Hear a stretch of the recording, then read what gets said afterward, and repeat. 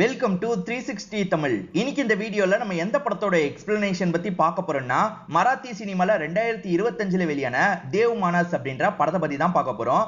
இது ஒரு சூப்பரான கிரைம் த்ரில்லர் படம்னு சொல்லலாம். ஸ்டார்டிங்ல இருந்து எண்டிங் வரைக்கும் சூப்பரா கொண்டு போயிருப்பாங்க. முடிவுல நீங்க எதிர்பார்க்காத ட்விஸ்டும் வச்சிருப்பாங்க.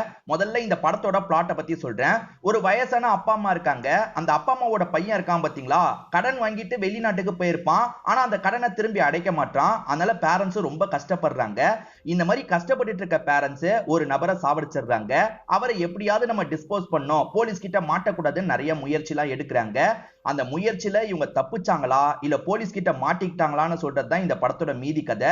ரொம்பவே சூப்பரா இருக்கும். உங்க எல்லாருக்குமே பிடிக்கும்னு நம்புறேன். எக்ஸ்பிளனேஷனுக்குள்ள போறதுக்கு முன்னாடி வீடியோக்கு ஒரு லைக் போடுங்க. இந்த எக்ஸ்பிளனேஷன் பிடிச்சிருந்ததுன்னா ஐப்ன்ற ஆப்ஷனை கிளிக் பண்ணி சப்போர்ட் பண்ணுங்க.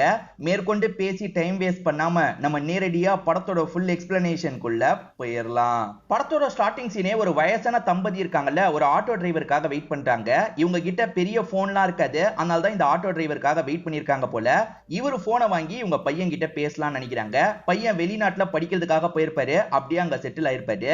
இந்த பெரியவரோட பேரு கேதவ் அப்படின்றது, ஒய்ஃபோட பேரு லக்ஷ்மி அப்படின்றது. இவங்க ரெண்டு பேருமே இப்ப பையனுக்கு கால் பண்ணி பேசுறாங்க. இப்ப அங்க நைட்டு நேரம்ல, இப்பதான் கால் பண்ணுவீங்களான்ற மாதிரி பையன் கோவப்படுறான். நைட்டு 8 மணி தானப்பா ஆகுது, அதனால தான் இந்த டைம் கால் பண்ணோம். இதுக்கு மேலனா லேட் ஆயிடும்ன்றதுக்காக தான் சீக்கிரமாவே கால் பண்ணிட்டோன்ற மாதிரி சொல்லிட்டாங்க. ஆக்சுவலா பையனை பொறுத்த வரைக்கும் படிப்புக்காக நிறைய கடன் வாங்கியிருப்பான். வீட்டை அடமானம் வச்சுதான் கடன் வாங்கி தந்திருப்பாங்க. நிறைய வட்டிக்கு கடன் வாங்கி தந்திருப்பாங்க. பையன் அந்த கடனை அடைக்கிறதுக்கு ட்ரையே பண்ண மாட்டான். இப்ப அதை தான் கேட்கறதுக்காக கால் பண்ணிருக்காங்க. அதுக்கு பையன் ரொம்ப அலட்சியமா பதில் பேசிட்டு இருக்கான். என்ன சொல்றானா, இதுக்கப்புறம் அந்த வீட்டுல இருந்து நீங்க என்ன செய்ய போறீங்க, அந்த வீட்டை பேசாம வித்துருங்க, இன்னும் கொஞ்சம் காசு வரும்ல, அதை வச்சு வேற எங்கேயாவது இருந்துக்கோங்கன்ற மாதிரி சொல்றான். இவங்களுமே பூர்வீக வீடுப்பா, அதை போய் விற்க சொல்ற, நீ அடைக்கிறன்னு தானே சொன்ன, எப்படியாவது அடன்ற மாதிரிலாம் சொல்றாங்க. இல்ல இல்ல என்னாலாம் முடியாது, எனக்கு ஏகப்பட்ட பிரச்சனை போயிட்டு இருக்கு, நான் இங்க ஒரு இடம் வாங்கினேன், அதுல அமௌண்ட் எல்லாம் போயிருச்சுன்ற மாதிரி சொல்லிட்டு இருக்கான்.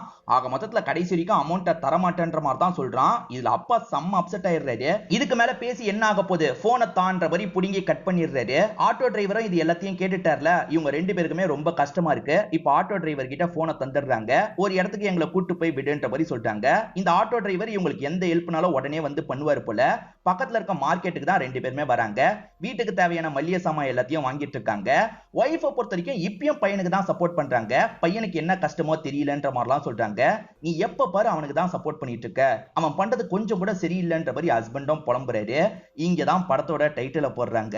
பையனை பொறுத்த வரைக்கும் இவங்களுக்கு காசெல்லாம் அனுப்ப மாட்டாரு. இவங்க ரெண்டு பேர் இந்த வயசுலயும் வேலை எல்லாம் பார்த்துட்டு இருக்காங்க. அதாவது பட்டு சாரி நெய்யறதுன்னு சொல்லுவாங்கல்ல, அந்த வேலையை தான் ரெண்டு பேருமே பண்ணிட்டு இருக்காங்க.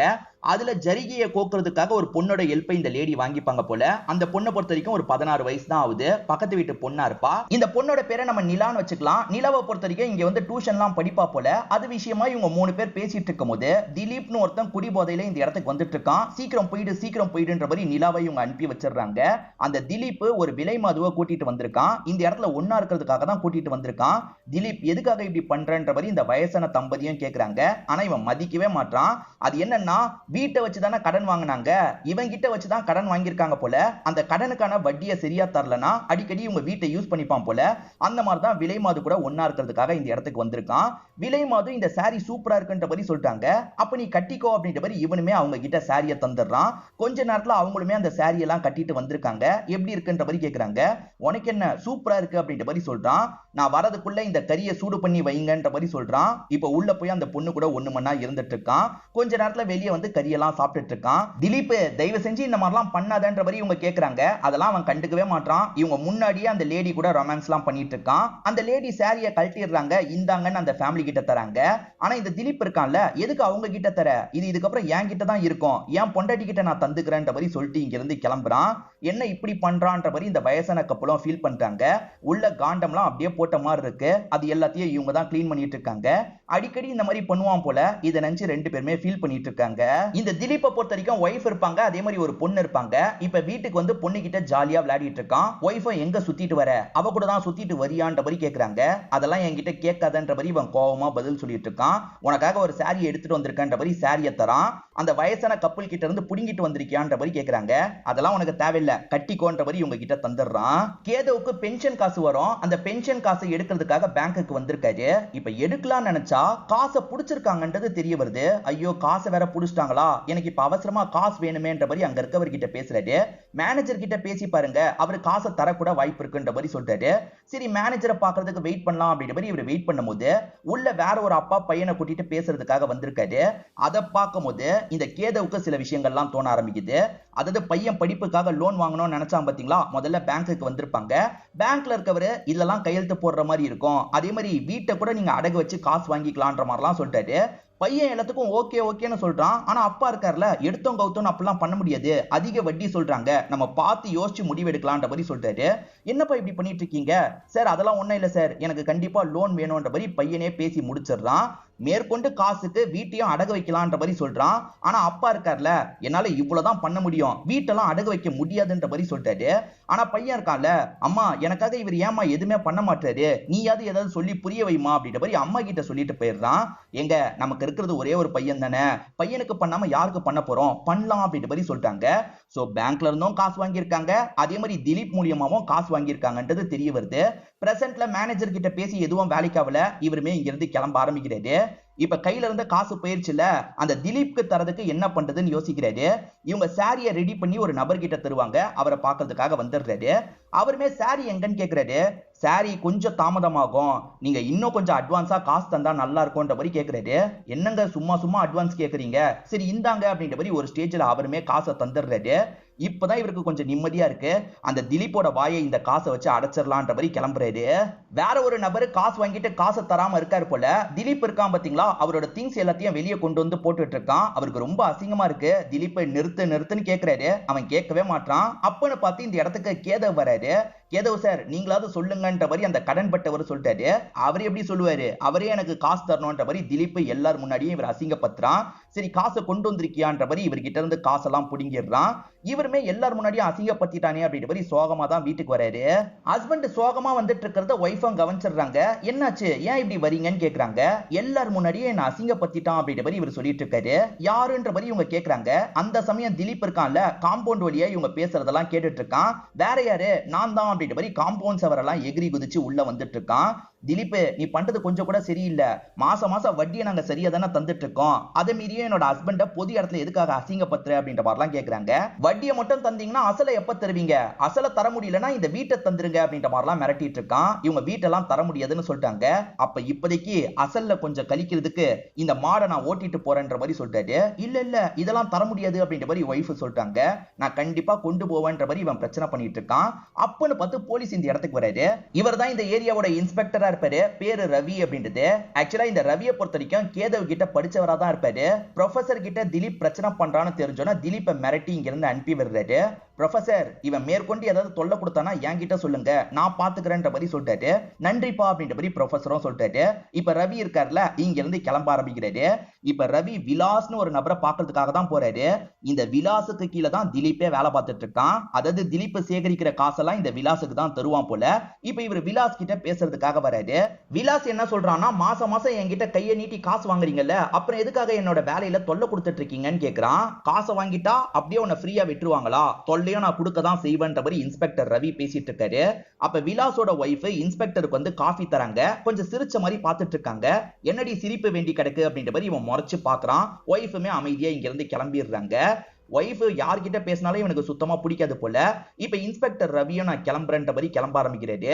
இந்த இன்ஸ்பெக்டர் ரவி ரொம்ப பண்றாருல, ஏதாவது பண்ணணும் அப்படின்ற மாதிரி விலாசும் இந்த இடத்துல யோசிக்க ஆரம்பிக்கிறான்.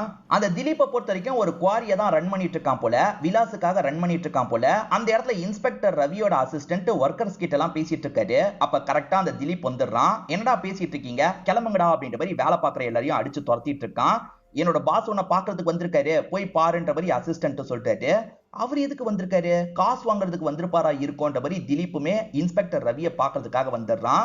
அதாவது விலாஸ் கிட்ட இவர் மாசம் மாசம் காசு வாங்குறாருல, அந்த காசெல்லாம் திலீப் தான் தருவான் போல.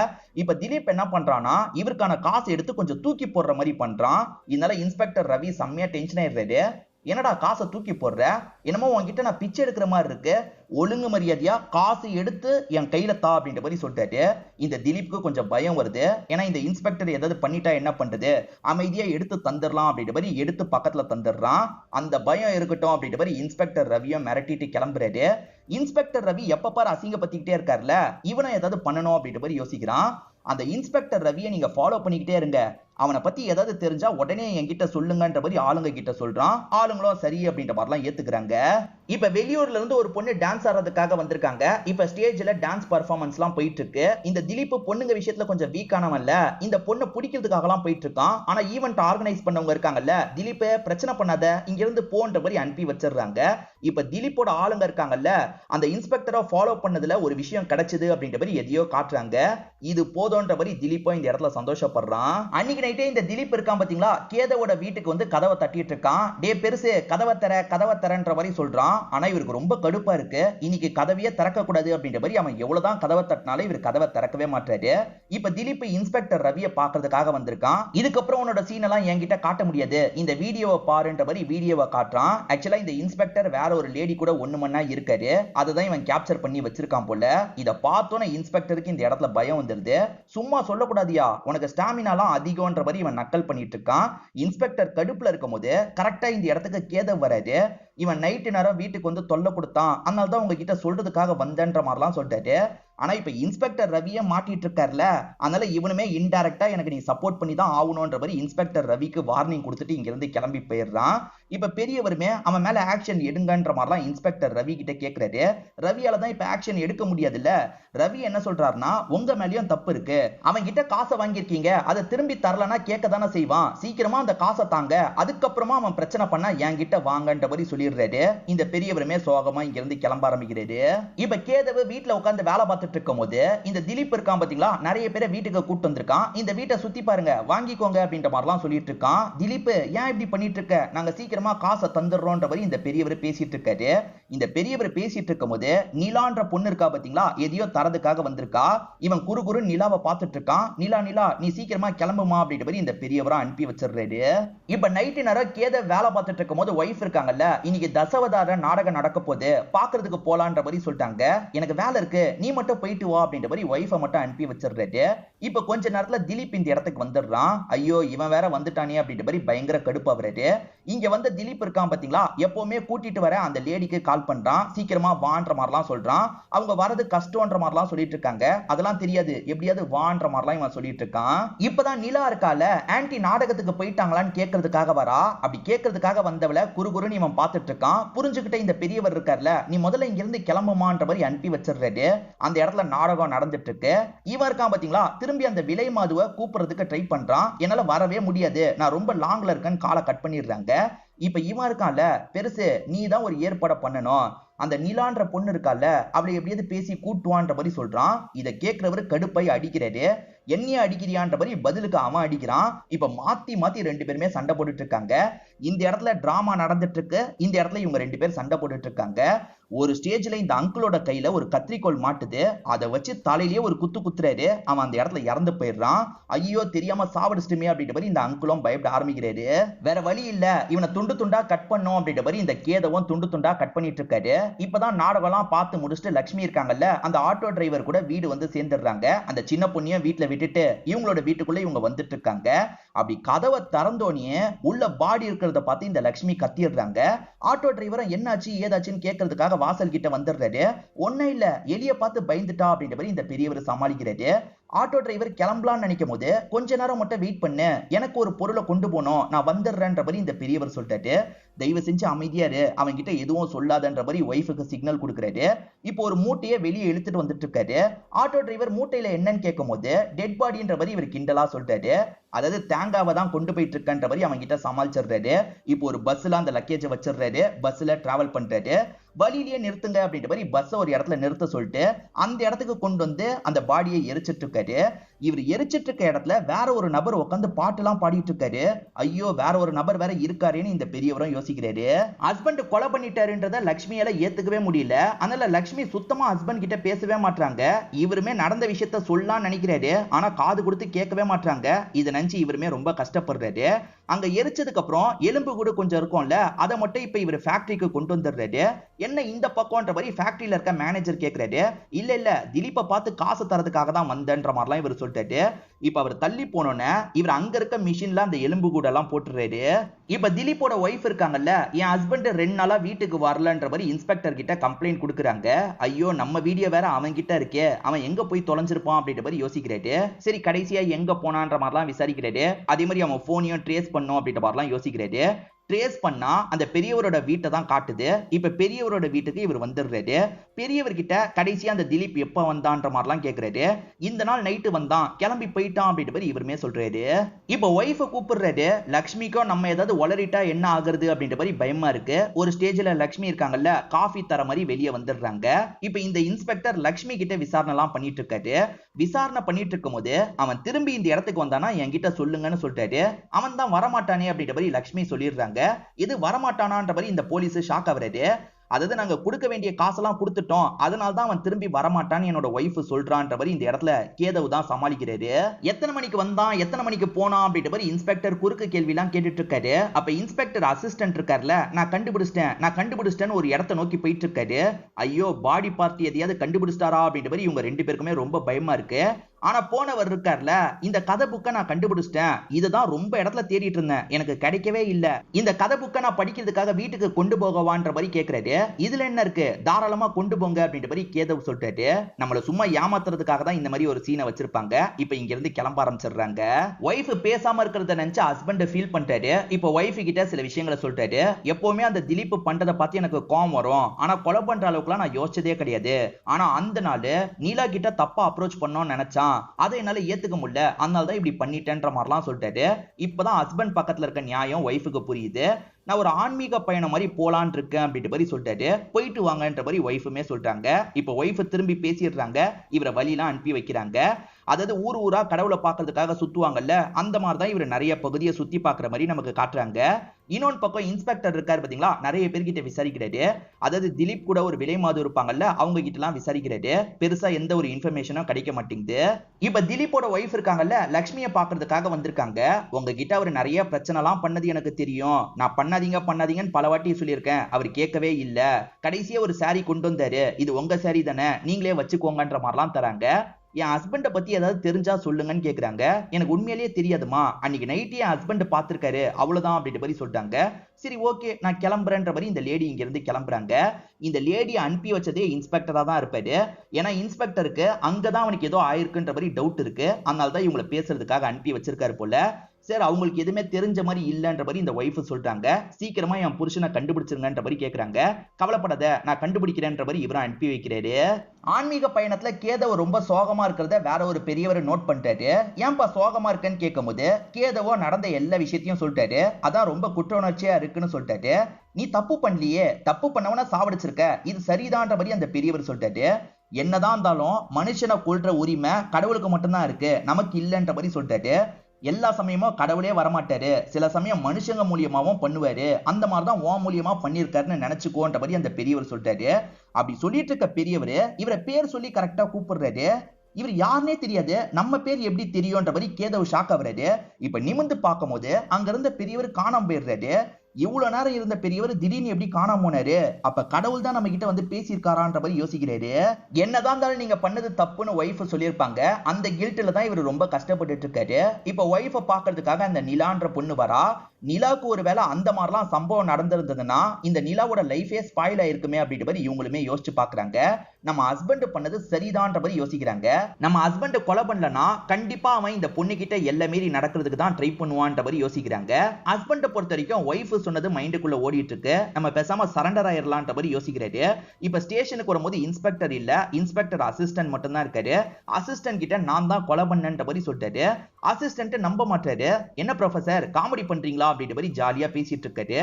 என்ன நம்மளே ஒத்துக்க வந்தாலும் இவர் ஏத்துக்க மாட்டாரு அப்படின்ற மாதிரி இவர் யோசிக்கிறாரு. ஆமா ஆமா சும்மா விளையாட்டுக்கு தான் சொன்னன்ற மாதிரி கிளம்பிடுறாரு. இப்ப பயணத்தெல்லாம் முடிச்சுட்டு வீட்டுக்கு வந்துடுறாரு. ஒய்ஃப் கிட்ட நான் ஸ்டேஷனுக்கு போனேன், ஆனா ஸ்டேஷன்ல ஏத்துக்கலன்ற மாதிரி சொல்லிட்டாரு. எதுக்குங்க அவசரப்பட்டு ஸ்டேஷனுக்கு போனீங்க? இதுக்கப்புறம் ஸ்டேஷனுக்கு எல்லாம் போகாதீங்க, ஏன்னா நீங்க பண்ணது சரின்ற மாதிரி எனக்கு தோண ஆரம்பிச்சிருச்சு. ஏதோ தெரியாம தப்பு பண்ணிட்டீங்க, இதுக்கப்புறம் அந்த விஷயத்தை நம்ம அப்படியே விட்டுறலாம் அப்படின்ற மாதிரி சொல்றாங்க. இப்ப இன்ஸ்பெக்டர் எப்பவுமே போல இவரோட வேலைக்கு வந்துடுறாரு. அப்ப அசிஸ்டன்ட் இருக்கார்ல, அந்த ப்ரொஃபசர் என்கிட்ட விளையாடுறதுக்காக இந்த மாதிரிலாம் சொன்னாருன்ற மாதிரி சொல்றாரு. யோ, அவர் விளையாடுறதுக்கு சொல்லலையா? சீரியஸா சொல்லியிருக்க கூட வாய்ப்பு இருக்கு. எனக்கு ஸ்டார்டிங்ல இருந்தே அவங்க மேலதான் டவுட். காரணம் என்ன தெரியுமா? அந்த போனு 2-3 நாள் அந்த இடத்துல தான் சிக்னல் காமிச்சிருக்கு. சோ திலீப்போட போன் அந்த வீட்ல தான் இருந்திருக்கு. திலீப் அவங்க தான் ஏதோ பண்ணிருக்காங்கன்னு எனக்கு சந்தேகம் இருக்குன்ற மாதிரிலாம் சொல்றாரு. இப்ப ஹஸ்பண்டும் ஒய்ஃபும் சேர்ந்துட்டாங்கல்ல, ஹஸ்பண்ட் ரொம்ப சந்தோஷத்துல சாப்பிடலாம் நினைக்கிறாரு. அப்பன்னு பார்த்து சில ரவுடிங்க இந்த இடத்துக்கு வந்து பிரச்சனை பண்றாங்க. சார் உன்னை பார்க்கணும், உடனே கிளம்புன்ற மாதிரி சொல்றாங்க. யாருன்னு தெரியாம இவருமே இங்க இருந்து கிளம்ப ஆரம்பிக்கிறாரு. இப்ப ஜீப்ல இவரை ஒரு வீட்டுக்கு கூட்டு வந்துடுறாங்க. விலாஸ்னு ஒருத்தரை காமிச்சாங்கல்ல, அவரோட வீட்டுக்கு தான் கூட்டு வந்திருக்காங்க. இவருக்கு விலாச பத்தி எல்லாம் தெரியாது. இவரை பொறுத்த வரைக்கும் அந்த திலீப் கிட்ட மட்டும் தான் டீல் பண்ணுவாரு. இப்ப திலீப் இல்லாததுனால எல்லார்கிட்டயும் கொடுத்த காசை விலாஸ் தான் வாங்கிட்டு இருக்காரு. அந்த மாதிரி இந்த பெரியவர்கிட்ட இவ்வளவு காசு தரணும், காசை தான்ற மாதிரி கேக்குறாரு. அந்த காசை நான் ஏற்கனவே திலீப் கிட்ட தந்துட்டேன்ற மாதிரி சொல்லிட்டாரு. இல்ல இல்ல, தந்ததுக்கு ரெக்கார்டே இல்லன்ற மாதிரி விலாஸ் சொல்லிட்டாரு.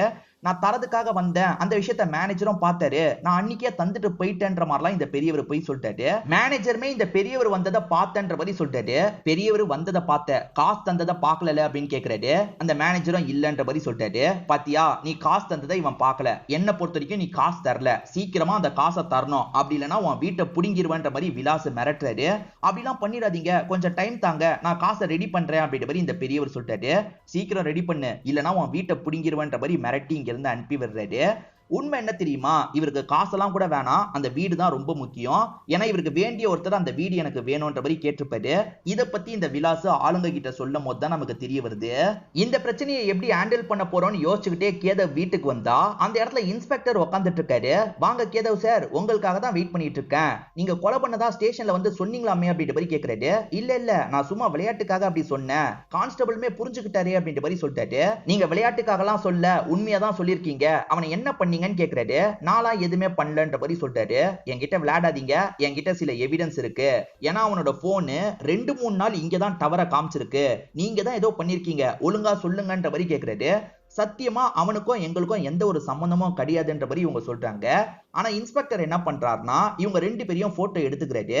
ஏன்னா நீங்க தான் குற்றவாளின்றது நாளைக்கு ப்ரூவ் ஆயிருச்சுன்னா ஒட்டுறதுக்கு தேவைப்படும்ல, அதுக்காக தான் எடுத்திருக்கன்ற மாதிரி சொல்லிட்டாரு. ப்ரூஃப் கிடைச்சா எங்களை அரெஸ்ட் பண்றதுக்கு வாங்க, இப்ப கிளம்புங்கன்ற மாதிரி இவங்களுமே அனுப்பி வைக்கிறாங்க. 2-3 நாள் இங்கேயே டவர் காமிச்சதா அவர் சொன்னார்ல, அவன் போன் இங்கே தான் எங்கேயோ விழுந்து கடந்திருக்கு போல, நம்ம செக் பண்ணலாம் அப்படின்ற மாதிரி இவங்களுமே செக் பண்றாங்க. அப்படி செக் பண்ணும்போது போன் கிடைச்சிருது. இந்த போனை நான் எங்கேயாவது டிஸ்போஸ் பண்ணிட்டு வந்துடுறேன்ற மாதிரி இவர் டிஸ்போஸ் பண்றதுக்காக போறாரு. அப்படி போற வழியில போனை ஓபன் பண்ணி உள்ள இருக்க ஒரு வீடியோவை பார்த்து ஷாக் ஆகுறாரு. அதாவது அந்த இன்ஸ்பெக்டர் சம்பந்தப்பட்ட வீடியோவை பார்த்து தான் ஷாக் ஆகுறாரு போல. இன்ஸ்பெக்டர் கோயில்ல இருக்க லட்சுமியை பாக்குறதுக்காக வந்துடுறாரு. ஹஸ்பண்ட் போய் சொல்றாரு, ஆனா ஒய்ஃப் கிட்ட நம்ம உண்மையை வாங்கிடலான்ற மாதிரி இவங்க கிட்ட பேச்சு கொடுத்துட்டு இருக்காரு. ஆனா இவங்களுமே கான்பிடென்ட்டா பேசுறாங்க. நாங்கெல்லாம் இந்த விஷயத்த பண்ணல, நீங்க தப்பான ட்ராக்ல விசாரணை பண்ணிட்டு இருக்கீங்க அப்படின்ற மாதிரிலாம் சமாளிச்சிட்டு இருக்காங்க. அந்த திலீப்பை எல்லார் முன்னாடியும் வச்சு ஒருத்தனை போட்டு அடிச்சான் பாத்தீங்களா, அந்த நபர்கிட்ட இவர் விசாரணை பண்ணிட்டு இருக்காரு. இவன் ஒரு வேலை ஏதாவது பண்ணிருப்பானான்ற மாதிரி விசாரணை பண்ணிட்டு இருக்காரு. அப்பன்னு பார்த்து ஒரு ஆட்டோ போயிட்டு இருக்கு. அந்த ஆட்டோலயே கிளம்பலான்ற மாதிரி இவருமே ஆட்டோல ஏறி உட்காந்துடுறாரு. அந்த ஆட்டோ டிரைவர் பேசும்போது ஒரு விஷயத்தை ரிவீல் பண்றாரு. அந்த நாள் நைட்டு தான் நான் பெரியவரை ஒரு இடத்துக்கு கொண்டு போய் விட்டேன், பஸ் ஏத்துறதுக்கு கொண்டு போய் விட்டேன்ற மாதிரி சொல்லிட்டாரு. கையில ஒரு மூட்டையும் இருந்ததுன்ற மாதிரியும் சொல்லிட்டாரு. மூட்டையில தேங்காய் இருந்ததா அவர் சொல்லியிருப்பாரு. ஆனா இந்த போலீஸ்க்கு பாடி இருக்கதான் வாய்ப்பு இருக்குன்ற மாதிரி தோண ஆரம்பிக்குது. பஸ் ஸ்டாப்க்கு என்ன விடுன்ற மாதிரி பஸ் ஸ்டாப்க்கு வந்துடுறாரு. இப்ப எந்த பஸ்ல போனாருன்றதை விசாரிக்கிறாரு. எந்த பஸ்ல போனாருன்றதையும் கண்டுபிடிச்சிடுறாரு. அவர் வழியிலேயே இறங்கிட்டாருன்ற மாதிரி அந்த கண்டக்டர் ஒரு இடத்தை காமிச்சிடுறாரு. இங்கதான் டிஸ்போஸ் பண்ணிருக்க வாய்ப்பு இருக்குன்ற மாதிரி எக்ஸாக்ட் இடத்தையே கண்டுபிடிச்சு வந்துடுறாரு. அங்க பார்த்தா கரெக்டா ஒரு நபர் பாட்டு பாடிட்டு இருக்காரு. இந்த நபர் கவனிச்சிருக்க வாய்ப்பு இருக்குன்ற மாதிரி யோசிக்கிறாரு. இந்த நாள் நைட்டு யாராவது இந்த இடத்துக்கு வந்தாங்களான்னு கேட்கும்போது ஆமா வந்தாங்கன்ற மாதிரி அந்த நபரும் சொல்றாரு. அடையாளம் காட்ட முடியுமான்ற மாதிரி இன்ஸ்பெக்டர் கேட்கிறாரு. என்னால எப்படி காட்ட முடியும், எனக்கு தான் கண் பார்வையே இல்லையேன்ற மாதிரி அவர் சொல்றாரு. ஆக்சுவலா ஸ்டார்டிங் அந்த பெரியவருமே எக்ஸ்ட்ராவா ஒருத்தர் இருக்கிறத பார்த்து ஷாக் ஆயிருப்பாரு. ஆனா அவருக்கு கண் பார்வை இல்லைன்னு தெரிஞ்சோன்னதான் பெரியவர் கொஞ்சம் ரிலாக்ஸ் ஆயிட்டு கிளம்பி இருப்பாரு. பெரியவரை பொறுத்த வரைக்கும் காசு ரெடி பண்றதுக்கு டைம் வேணும்ன்ற மாதிரி கேட்டிருப்பாரு. ஆனா விலாசம் விலாசம் ஆளுங்களும் உள்ள இருக்க திங்ஸ் எல்லாம் வெளியே தூக்கி போடுறாங்க. இதுக்கப்புறம் இந்த வீடு உனக்கு சொந்தம் இல்ல, சீக்கிரமா இங்க இருந்து கிளம்பி போன்ற மாதிரி கதவெல்லாம் லாக் பண்ணிடுறாங்க. ஹஸ்பண்ட் ஒய்ஃப் ரெண்டு பேருமே வாசல்ல படுத்துட்டு இருக்காங்க. அப்பதான் இன்ஸ்பெக்டர் இந்த இடத்துக்கு வந்துடுறாரு. இன்ஸ்பெக்டர் நூல் பிடிச்ச மாதிரி விசாரணை பண்ணாரு பாத்தீங்களா, அதை பத்தி எல்லாம் புட்டு புட்டு வச்சிட்டு இருக்காரு. ஒழுங்கு மரியாதையா உண்மையை ஒத்துக்கோங்க அப்படின்ற மாதிரிலாம் கேட்கிறாரு. இவங்க இழக்கிறதுக்கு இதுக்கப்புறம் எதுவுமே இல்லல்ல, ஒத்துக்கலாம் அப்படின்ற மாதிரி யோசிக்கிறாங்க. ஆமா சார், இந்த மாதிரிலாம் நடந்தது, அதுக்காக நான் தான் கொலை பண்ணேன் அப்படின்ற மாதிரி சொல்றாரு. நீங்க எதுக்காக திலீப்போட கேஸ்ல இவ்வளவு ஆர்வம் காட்டுறீங்கன்றதும் எனக்கு தெரிஞ்சிருச்சு சார். ஏன்னா திலீப்போட போன்ல உங்க வீடியோவை பார்த்துட்டேன்ற மாதிரி இந்த பெரியவர் சொல்றாரு. இந்தாங்க சார், அந்த வீடியோவை டெலீட் பண்ணணும்னா டெலீட் பண்ணிக்கோங்க, என்னையும் அரெஸ்ட் பண்ணணும்னா அரெஸ்ட் பண்ணிக்கோங்கன்ற மாதிரி சொல்றாரு. இந்த இன்ஸ்பெக்டரை பொறுத்த வரைக்கும் இந்த தம்பதியை காப்பாற்றணும்ன்ற மாதிரி யோசிக்கிறாரு. நான் என்ன ஏதுன்றதை யோசிச்சு சொல்றேன், அது வரைக்கும் நீங்க வீட்லயே இருங்கன்ற மாதிரி இங்க இருந்து கிளம்பிடுறாரு. இந்த வீடியோவை இவர் பார்க்கும் போதுதான் ஃபுல்லா நமக்கு காட்டுறாங்க. இந்த இன்ஸ்பெக்டர் ரவி யார் கூட தெரியுமா ஒன்னா இருந்திருப்பாரு? அந்த விலாசோட ஒய்ஃபா ஒருத்தங்களை காமிச்சாங்கல்ல, அவங்க கூட தான் ஒன்னா இருந்திருப்பாரு. விலாச பொறுத்த வரைக்கும் ஒய்ஃபை பயங்கரமா டார்ச்சர் பண்ணுவான் போல, அதனால தான் இவங்க ரெண்டு பேருக்குள்ள பழக்கம் ஏற்பட்டிருக்கு. அவங்க கிட்ட நரக வேதனை அனுபவிச்சுட்டு இருக்கேன், எப்படியாவது என்ன காப்பாத்துங்க அப்படின்ற மாதிரிலாம் கேட்டிருப்பாங்க. எப்படியாவது அவனை இந்த கொலை கேஸ்ல ஃப்ரேம் பண்ணும் அப்படின்ற மாதிரி இவருமே யோசிக்கிறாரு. இந்த பெரியவர் எலும்பு கூடலாம் அந்த ஃபேக்டரியில தான் நான் உடைச்சேன் அப்படின்ற மாதிரி சொல்லியிருப்பாரு. ஃபேக்டரியில அந்த எலும்பு கூடு கிடைச்சிட்டா போதும்ன்ற மாதிரி இவருமே செக் பண்ற மாதிரி வராரு. அந்த எலும்பு கூடு எல்லாம் சின்னதா இருக்கும் பாத்தீங்களா, அதெல்லாம் இந்த இடத்துல கிடைக்குது. இதை அடிப்படையா வச்சு விலாச தூக்கணும் அப்படின்ற மாதிரிலாம் யோசிக்கிறாரு. இப்ப நேரா விலாசோட வீட்டுக்கு வந்துடுறாரு. விலாஸ் கிட்ட நீ தான் திலீப்பை சாவடிச்சிருக்கன்ற மாதிரிலாம் சொல்றாரு. நான் எதுக்கு சாவடிக்க போறேன், நான்லாம் சாவடிக்கலன்ற மாதிரி சொல்றான். உன் வீட்டை செக் பண்ணும், அப்பதான் எவிடன்ஸ் கிடைக்கும், நான் ரைடு பண்றதுக்கான பர்மிஷன்லாம் வாங்கியிருக்கன்ற மாதிரி ரைடு பண்றதுக்காக வராரு. ஆக்சுவலா உள்ள இருக்க ஒய்ஃபே இவருக்கு தானே சப்போர்ட் பண்றவங்க, சில பொருளை வீட்டுல நீ வையின்ற மாதிரி சொல்லியிருப்பாரு. அவங்க அதே மாதிரி அந்த திலீப் சம்பந்தப்பட்ட பொருள்லாம் வச்சிருப்பாங்க. இவர் செக் பண்ணும் போது அந்த பொருள்லாம் கிடைக்குது. திலீப் சம்பந்தப்பட்ட பொருள்லாம் உன் வீட்டுல எப்படா வந்தது, நீ தான் இந்த விஷயத்த பண்ணிருக்க, உன்னை அரெஸ்ட் பண்றன்ற மாதிரி இழுத்துட்டு போறாரு. இது எல்லாத்தையும் விலாசோட ஒய்ஃப் பாக்குறாங்கல்ல, இப்பதான் இவங்களுக்கு நிம்மதியா இருக்கு. விலாஸ் உள்ள போனாதான் நம்ம நிம்மதியா இருக்க முடியும்ன்ற மாதிரி இன்ஸ்பெக்டர் ஒரு பார்வை பாக்குறாங்க. இன்ஸ்பெக்டரும் லைட்டா ஸ்மைல் பண்ணிக்கிட்டே இங்க இருந்து கிளம்புறாரு. இப்ப எந்த ஒரு பிரச்சனையே இல்லாம இந்த தம்பதிக்கு வீடு திரும்பி கிடைச்சிருது. இப்ப பையனுக்கு கால் பண்ணி பேசுறாங்க. என்ன அந்த வீடை வித்துட்டீங்களான்னு பையன் கேக்குறான். இல்ல இல்ல விக்கல, அதே சமயம் கடன் பிரச்சனையும் நாங்க சால்வ் பண்ணிட்டோம், இதுக்கப்புறம் உன் ஹெல்ப் தேவையில்லைன்ற மாதிரி சொல்றாங்க. எப்படி இந்த விஷயத்த பண்ணீங்கன்ற மாதிரி பையன் ஆச்சரியமா கேக்குறான். இவங்க ஸ்மைல் எல்லாம் பண்ண ஆரம்பிக்கிறாங்க. இதோடயே இந்த படத்தோட கதையை நமக்கு முடிச்சிடுறாங்க. இந்த கதையில வந்த திருப்பங்கள்லாம் உங்களுக்கு பிடிச்சிருக்கும்னு நம்புறேன். இந்த வீடியோ உங்களுக்கு பிடிச்சிருந்ததுன்னா லைக் பண்ணுங்க, கமெண்ட் பண்ணுங்க, மறக்காம 360 தமிழ் சேனலை சப்ஸ்கிரைப் பண்ணுங்க. தொடர்ச்சியா இந்த மாதிரி வீடியோக்கள் வந்துகிட்டே தான் இருக்கும்.